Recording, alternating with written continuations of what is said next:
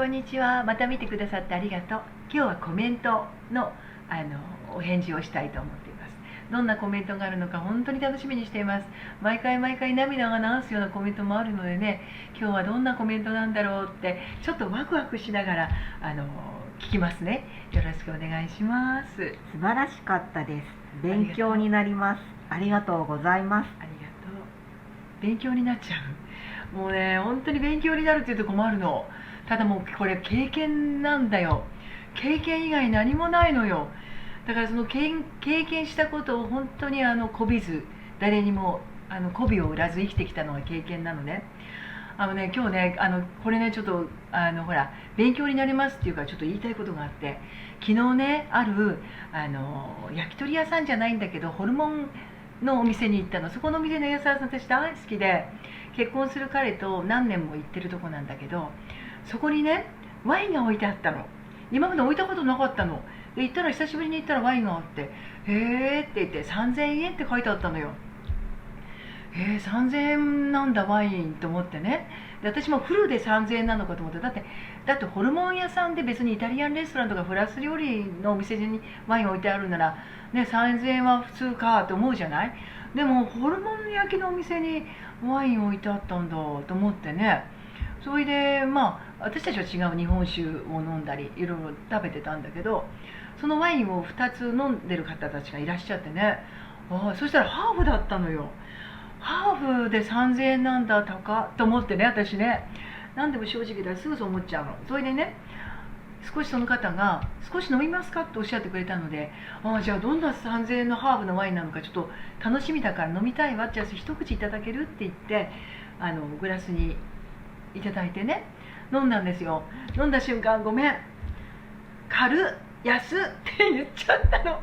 そしたらね、どうもね、その方たち2人、そのワインを作っているオーナーだったらしいの。片方怒ってお帰りになられちゃって、どうしようって思ったでしょ。でも本当だったの。だってやっぱりさ、いいワインとか飲んだことあるから、私そんなに高い何万もするのは飲まないけど、さすがにね、ヴィンテージものとかたまに飲むじゃない。もうワインの奥深さ、これ素晴らしいわってワインってあるわけじゃない。本当にそんなすごくなくても。でもハーフで3000円だったらさ、ある程度やっぱり美味しくないと思わない？それで飲んだらさ、はい軽っ安っ高っみたいになっちゃって、もう帰られちゃってさ、どうするって言ったら、隣にいるね、彼が隣でね、気にしなって、美味しい、俺は美味しいと思うよって言ってんの。ありえないとか思いながらさ、私も媚び絶対売らないから、その時そのまま本気の気持ち、食べた時の本当に美味しかったら美味しい、これすごく美味しいって言うじゃない。嘘じゃないのよ。で、綺麗な人見ると綺麗って言うわけじゃない。わあ綺麗になったねって言うわけじゃない。本当なのよ。だからその時に本当に正直な答えを言ったら、オーナー帰っちゃったんだよね。で、後からまた一緒に2人帰っちゃったんだけど、また1人の男の方が見えてね、で、どこがどういうふうに悪かったのか教えてくれって言いに来てくれた。だからそうって言ってね、オーナーじゃない付き人のような人が来て、だってどう考えても熟成されてないし、これで3000円はありえないよねって。だから彼がもっと彼自体の精神状態、生き方も熟成したら一緒にワインも熟成するんじゃないかなってね。そしたら今度彼が作ったワインをいくらか知らないけど飲んだ時に、あらワイン変わったね、美味しくなったね、感動するよって、あなたの生き方感じ方が変わってきたんだねっていうことになるわけじゃない。これが学びなのよ。そこなの。だから本人が聞きに来てほしかった。なんで自分のワインがダメなのかって、そういうことなの。だから勉強になりますって言ってくださるじゃない。私本当にありがたいと思う。勉強っていうのは常日頃から学びだと思う。でね、感じたことをそのままね言っていいんだと思う。別にね、相手のことを気遣う必要ないんだよ。いいの。ただ心を傷つけちゃいけないと思うの。そうじゃない。心を傷つけるわけじゃないじゃない。だって本当に飲んで、って思うわけじゃない。そのことを言ったわけじゃない。でも本当に飲んでって思うのに、美味しいって嘘は言えないじゃん。で、そのことを言って彼が学んで本当にいいワインを作れたら、それは彼にとって成長だからね。けなしてるわけじゃないよね。そういうことだと私は思ってるの。だから学びの中でだから彼を傷つけるような言葉を私言ったつもりはなかったのよ。だからその傷つける言葉じゃなくって本気でその時に言った言葉は成長につながるんだって私はいいと思ってる。だから本当にそう思っていないのにそういうふうに言うのも変な話じゃない。だからこびなくて私はいいと思ってる。でもこの人に言ったらまずいかなっていう人にはちょっと一歩二歩待っといた方がいいような気がするよ。後で痛い目にあったりすると困るじゃない。だからその辺はちょっと勉強しようね。そうでも正直な思いっていうのは言った方がいい時も絶対あるのでね。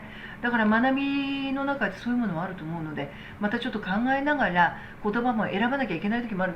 私はこの年齢になるとさ、何でも言っていいような年齢になってきちゃうんだよね。これが怖いよね。65ってそういう年齢なのよ。なぜかというと経験があるから学びがあるから言えるのよ。だけどこれがさ、40ぐらいのまだ自分も経験が浅い人間がこれを言ったらダメだと私は思うの。ある意味だから65以降の年齢って経験してることがある以上やっぱり学んでるのはその人たちよりも多いと思うのね。だったら私は言ってもいいような気がする。だから65以降から言えることが多くなった機会も多くなった。でそれに対してみんなも先生その通りその通りでいいっていうような言葉も返ってくるようになった。だからやっぱり学びがあったからこそ皆さんに勉強になりますって言ってくれるんだと思う。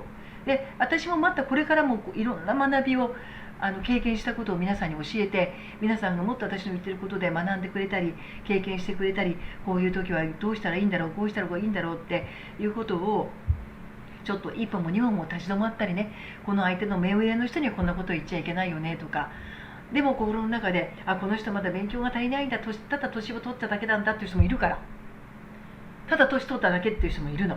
それはしょうがないよね。その人がそういう学びしかしないで年取っちゃったんだから、また今度生まれ変わったら勉強するかでいいと思うの。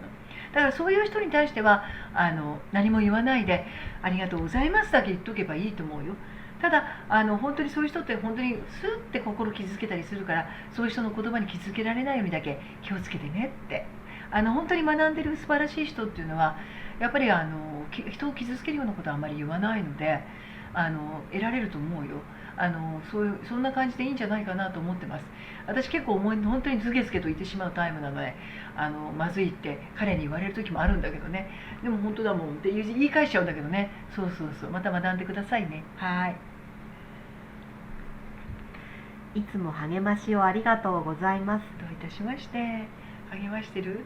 さっきも言ったようにみんな全て経験を言ってるだけなのでそれで元気ですって言ってくれると嬉しいしさっきも話したけどものすごい具合悪い人が3日ぐらいで治るよって言ったら本当に3日ぐらいで治って元気そうに笑ってくるのを見るとね嬉しいなと思う。だから心も体も健康でいるためにね頑張っていつも言ってるけどお水飲んでマグネシウム飲んでカルシウム入れようね。本当それだけでも元気になるよ。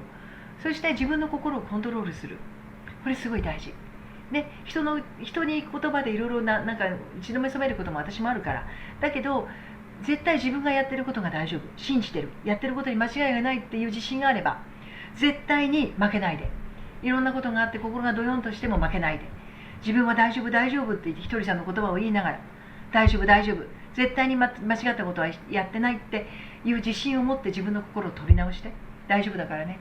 また聞いてくださいね。ありがとう。嘘ですね、うん、戻ってきたということは死んでないんじゃないの？作り話はやめようね。ほんとね、私もそう思いたい。でも時死んでたら生き返ってないから言えないんだよ。だからたまたま岩下志麻さんも生き返ったから言えるの。だから生き返らなきゃ言えないことっていうのはやっぱり経験した人間じゃないと言えないから、多分死んでたんだと思うよ。加納が本当空白の2時間は何にも全く覚えてません。本当に。だから臨死体験したって言った方じゃない、アルコール中毒になって三途の川へ行ったってことあったでしょ。あの時は肉体に戻った時は本当に苦しかったもん。だけど本当にドクロに入られて2時間本当に心臓がもう本当にね、もう本当に苦しい、助けてまでは覚えてるんだよ。でそこからそれが1時56分から2時、ね、4分間の2時じゃない、2時から意識が戻る3時56分まで全く覚えてないんだもん。何にもないの。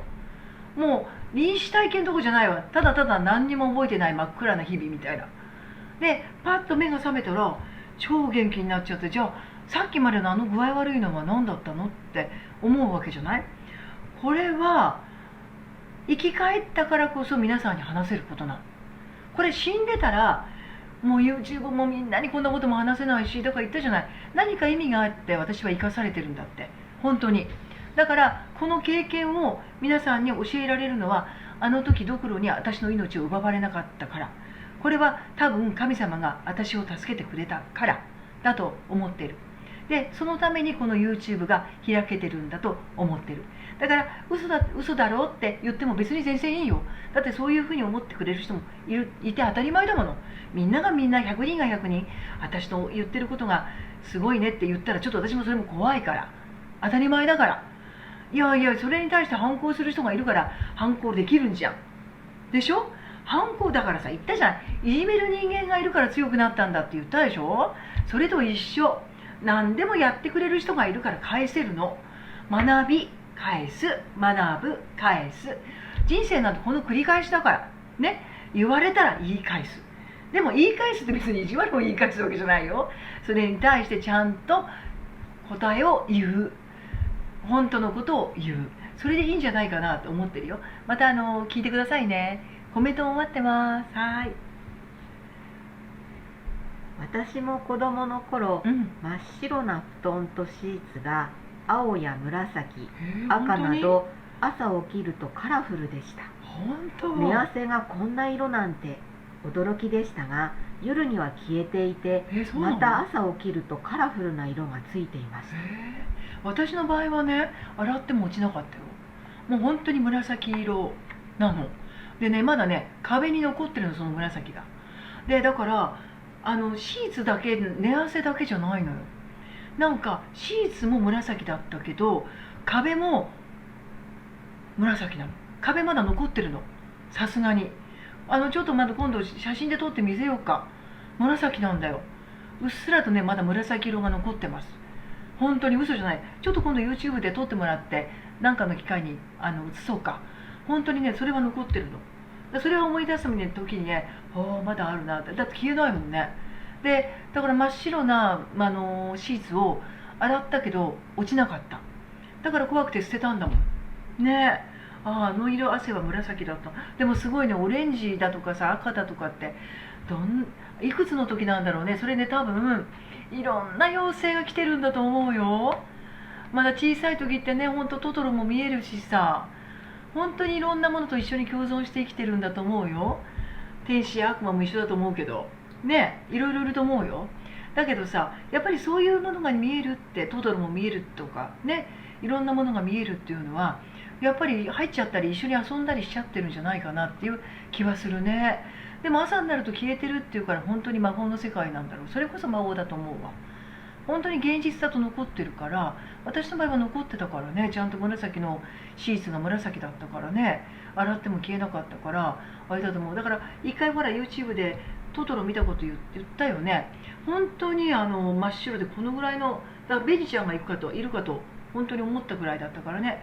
で黙ってじーっと見てたらスーッとベニの部屋に消えてったから、それよりちょっと現れないけどね。だから小さな頃っていうのはそういうトトロちゃん見たりいろんなものが見えるらしいよ。まだ小さいから、世に近かったからね。だんだん年を取ってくるとそういうのが見えなくなってきて、心が病んでくるんだろうね、きっとね。天使が見えなくなってくるんだろうねって思うよ。はい、またね。はい。喧嘩ができて幸せですね。私は喧嘩できる相手がいないので羨ましいですよ。喧嘩ができる相手。でも大丈夫。一人でも元気だよ。一人の時も元気。そのうち現れるって、喧嘩できる相手。でもまず一人でも元気でいることがまず第一。そしたら喧嘩の相手が現れなくても一人でいるから大丈夫。私ね、別に一人でも大丈夫なの。ただ私ほら金じゃない。ちょっと癒しが必要だから一緒にいてほしいだけ。なの。でもね、一人だったって楽しみ方いっぱいあるよ。私一人でお掃除ニコニコしながらお掃除大好きだし、部屋がピカピカになるとあーって感動するし、ね、自分がもう磨いて体がウエストがキュッてなったらおーって思うわけじゃない。だからね、感動なんだって全部で、別に喧嘩の相手がいるのが感動じゃないんだって。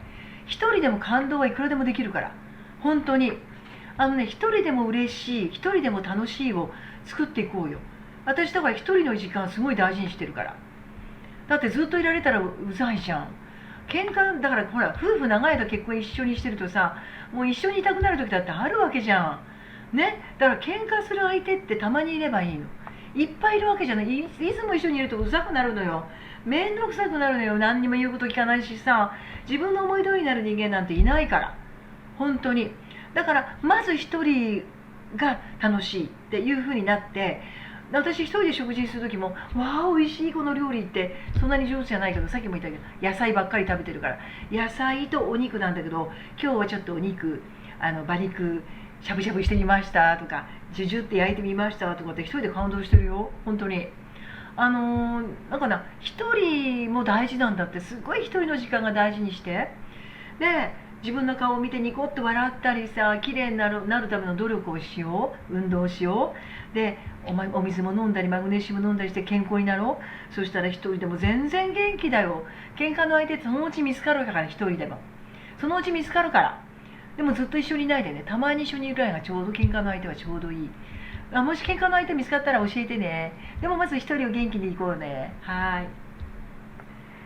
初めて拝見しました。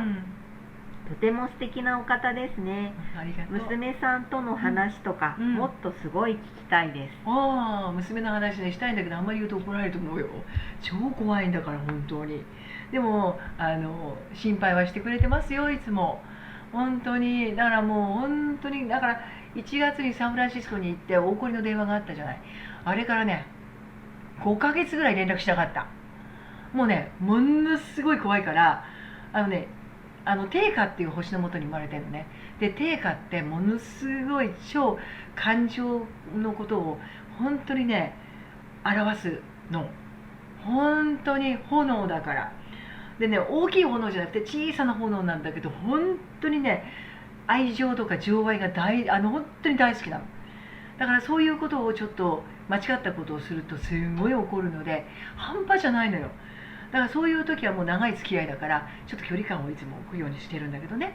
だからね、今回はね、本当ね、6ヶ月ぐらい話しなかった。メールもしなかった。スカイプもしなかった。向こうもしてこなかった。だから無視してた。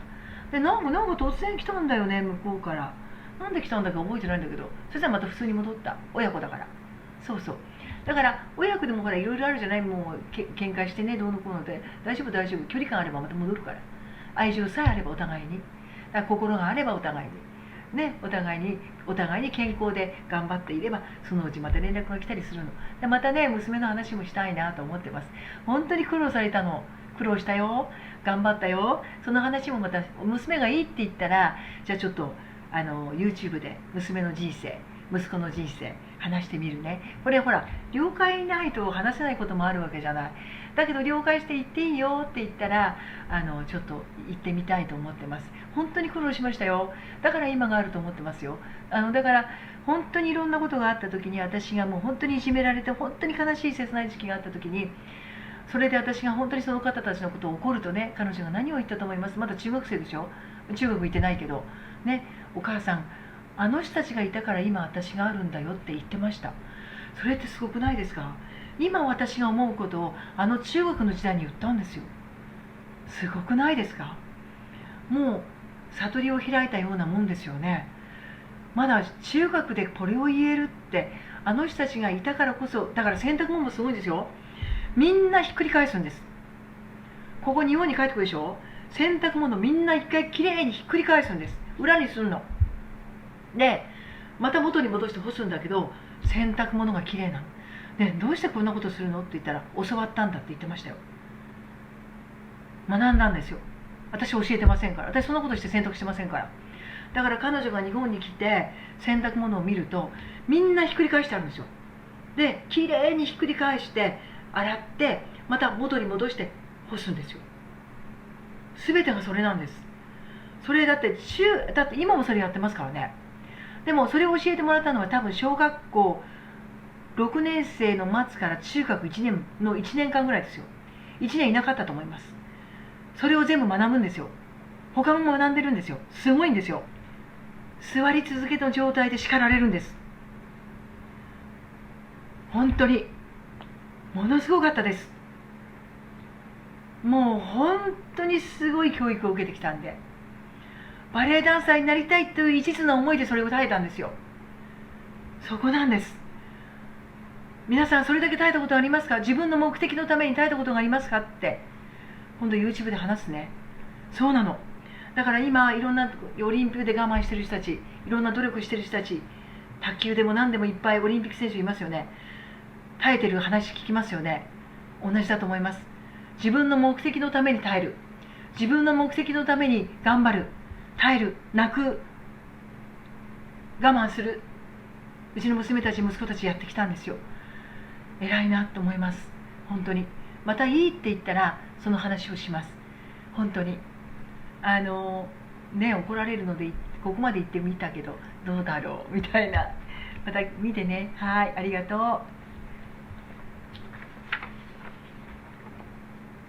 じめまして。はじめまして。62歳主婦。最長でバイトしてます。今朝起きて YouTube を開けたらなぜかこちらのサイトが飛び込んできました。すごいね。拝見していて私に必要なことなのかなと感じています。登録させていただきました。よろしくお願いいたします。ありがとうございます。本当にね、最上でお勤めしてるという人いろんな経験してらっしゃるときっと思うわね。私もほらこの間母が亡くなった時に最上じゃなくて出た時に写真をね車の横に置いたら、本当にうちの母がね魂になってほっとしたんだろうね。肉体から出て軽くなったんだろうね。あんな母の姿を思い出したのが本当に久しぶりだったの。お母さん魂になって本当に楽になったんだって。肉体は焼いてもらえばいいわけじゃん。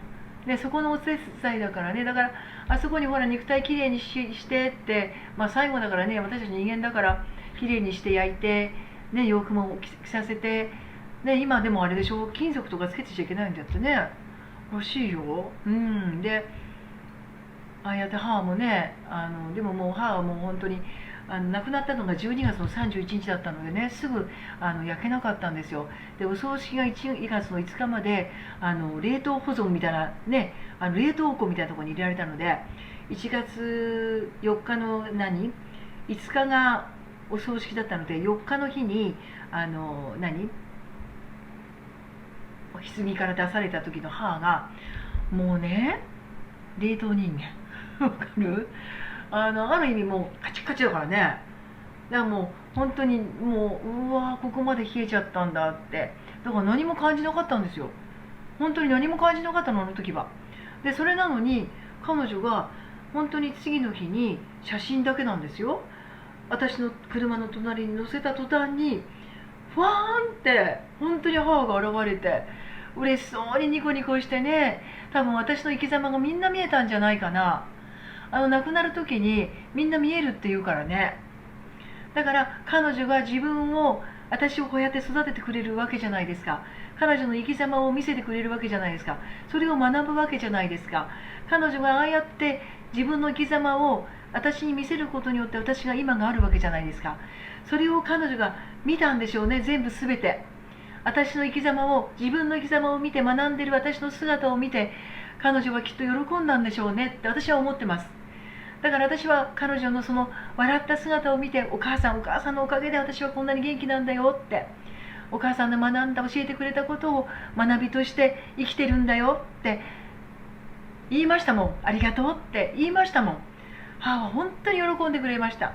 だからそれ以来私の子は現れないんですよ。母全然現れないの。もう全然ほっとしてんでしょうね。もう70ぐらいの時に母が私に言った言葉がね、私が死んだらどうするって言うから、なんか3日ぐらい泣いたらあとは元気かなって言ったら、うちの母親が「お前は本当に冷たいやつだ」って言われたことがあったんだけど、いやでもね、あの時母が本当に自分で魂になった時に、私の生き様をこうみんな見たんでしょうね。全て自分の育てた家庭を見たんでしょうね。彼女は喜んだんだと思います。自分のやり方が間違ってない人生を私に教えたんだってことを彼女は喜んでくれたんだと思います。だから私は彼女から学んだことを娘たち、孫たちに教えていきたい。まして YouTube でこれを聞いている人たちに教えてあげたい。そのために始めたことでもあるのでね、最上というのは本当にそういう意味で別れるところの最後だと思うんですけどね、いろんな経験もなさってると思うので、いろんなことを学びながらお仕事してくださいね。大変だと思いますけど、また私の YouTube を見ながら得るものがあったらまたコメントください。待ってます。ありがと今、サイコパスのような人のそばで、搾取されながら生きてきて、離れることと近くにいるパワーをくれる人と結婚できたらいいなと思いました。私も魔女先生と同じ人生なら希望あるな。それあるんじゃない？どうしてそういうふうに思わないわけ？まず思うことで行動すること、それじゃない？すいません、私別に好きでこうなったわけじゃなくて勝手になってるから、別にね何も望まなくていいの。自分を大事にして、自分をきれいにして、自分を磨いて、まず自立して働くこと、それをすることによって自分の考えが変わってくるよ。私ね、あるもう一人の女の人にいろんなことを聞いてね、ちょっと彼女を変えている最中なんだけど、彼女変わってきたらね、相手が変わってきた。彼女が変わってきたら相手が変わってきた。すごいなと思った。すごいね。彼女に自立を進めたの。彼女に自立を進めて、こうしろああしろっていうことを教えたの。そしたら彼女が本当に1ヶ月経たないんだよ、彼が変わったの。旦那が変わってきたの、実を言うと。それでその旦那が私の患者なんだけど、あれちょっと変わってきたのが分かったんですよね。で彼女ちょっと病気したので私のところに昨日戻ってきた、一昨日か。すごい変わったんですよ。彼女もびっくり分かったらしくって、先生さ変わったよねって言ったら、変わったんでびっくりしたんだけどさって。それなの。自分がまず変わることによって相手が変わってくるから。だから自分がまず変えること、まず考えを変えて、私になりたいんだったら私の YouTube とりあえずリピートしよう。そしたらリピートして考え変わっていくから。それちゃんと発信してるから。そしたら変わるから、考え方変わるから。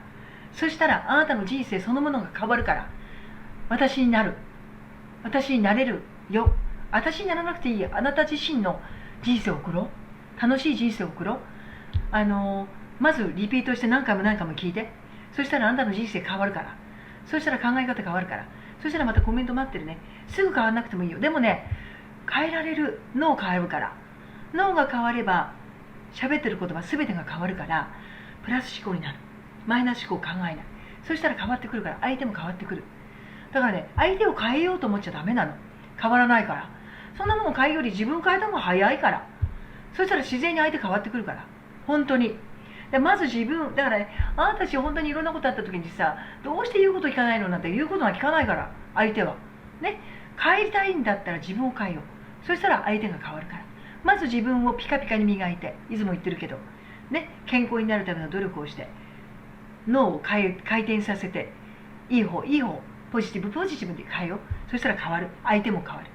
待ってるね、その答え待ってるね。はい。これまで生きてきて、共感できる人に出会えて感謝です。ありがとう。これから先も前向きに心して頑張ります。続けてね。それでいいと思うよ。